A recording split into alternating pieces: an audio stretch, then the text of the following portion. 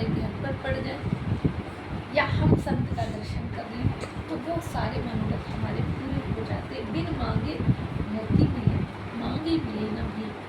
तो कहते हैं कई बार लोग सोचते हैं कि शास्त्र कहता है कि बिनु हरि कृपा मिले ही नहीं संता और बिनु संता मिले नहीं भगवंता।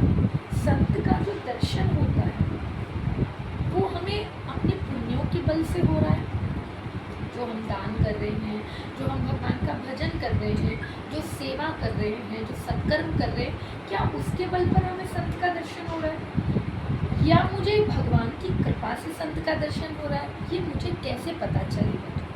तो शास्त्र में बड़ा सुंदर कहा कि यदि संत के चरण स्वयं चलकर हम तक आते हैं, हमारे द्वार तक आते हैं या हम तक आते हैं, तो इसका अर्थ है कि संत का दर्शन हमें अपने पुण्यों के बल से नहीं हो रहा, संत का दर्शन प्रभु की कृपा से। यदि हम चलकर संत तक जाते हैं, संत के आश्रम जाते हैं, संत का दर्शन करने के लिए जाते हैं, तो इसका अर्थ है कि हमने जो भजन किया, हमने जो सेवा करी, हमने जो सत्कर्म किया, दान किया, वो भगवान ने स्वीकार किया और उसके बल से हमें संत का दर्शन। आपका हमारा बड़ा सौभाग्य क्योंकि माँ नर्मदा जी की परिक्रमा चल रही है और नर्मदा, नर्म मतलब आनंद और दा मतलब देने वाली, जो आनंद को देने वाली है, जो आनंद को प्रदान करने वाली है, ऐसे भगवान देवादिदेव महादेव की पुत्री कन्या स्वरूपा, उनकी कृपा से आज पूज्य गुरुदेव आपके यहाँ पधारे।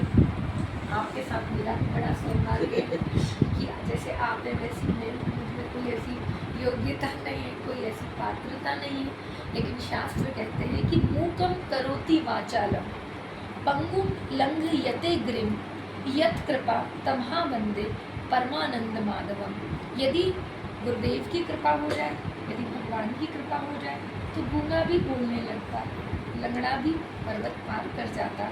अगर भगवान की कृपा से ऐसा कौन सा पद है, ऐसी कौन सी प्रतिष्ठा है, ऐसा कौन सा ज्ञान है, ऐसी कौन सी समाधि है, ऐसा कौन सा स्थान है जो प्रभु की कृपा से हम जीव को प्राप्त नहीं हो पाते। तो मेरी भी श्रेणी उसी में है। गुरुदेव की कृपा है, संतों का खूब स्नेह मेरे ऊपर है और फिर राधा रानी की कृपा तो रही, क्योंकि उनकी कृपा से ही मुझे ब्रज का धाम का वास मिला। क्योंकि संसार में जितने भी तीर्थ हैं, हम कहीं पर भी जाएंगे, इन्हें तीर्थों की उपमा दी गई। चाहे कहीं चल जाए, चित्रकूट चल जाए, काशी चले जाए, रामेश्वरम चल जाए, बद्रीनाथ चले जाए, अवंतिकापुरी चले जाए, सबको तीर्थ की उपमा दी गई है। भगवान ने तीर्थों का राजा भी प्रयागराज को बना दिया।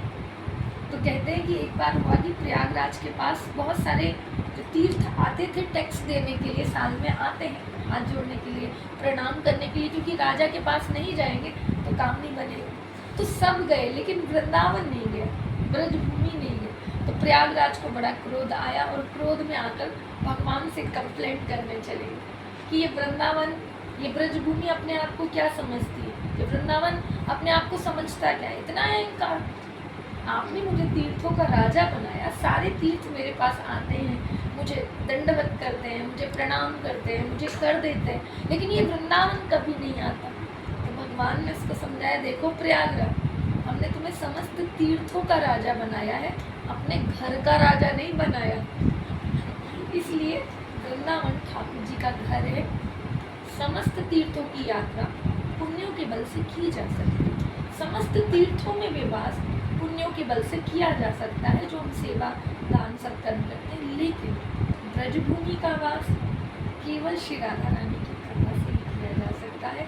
इसलिए कभी जीवन में सौभाग्य मिले तो एक रात्रि भी, कभी भी ब्रजभूमि जाए तो एक रात्रि वहाँ पर विश्राम अवश्य करना चाहिए। और वृंदावन की रज की महिमा तो है ही अपरंपार, वृंदावन के लिए जितना कहें उतना कम है। और वो लोग बड़े धन्य हैं, कहते हैं कि हम ब्रज में हमें वास मिले। अगर हम ब्रज में वास नहीं कर सकते तो किसी ब्रजवासी की हम सेवा करें तो उससे भी हमें ब्रजवास का फल मिलता है।